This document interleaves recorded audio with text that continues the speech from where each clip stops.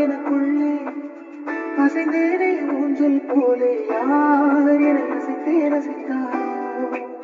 சலிக்காமல் பேரலை மேலே விளையாடும் காகம் போலே யார் என்னை துணி வாய்ப்பளித்தார் சீரும் புலியை பார்த்தே சிரிக்கின்ற சிசுவை போலே கோபங்கள் மறந்து சிரிப்பேனே பதறாமல் பூவிழும் குளத்தின் மேலே உருவாகும் வளையல் போலே நான் வாழ்ந்த அதுவை கொடுப்பேனே கதறா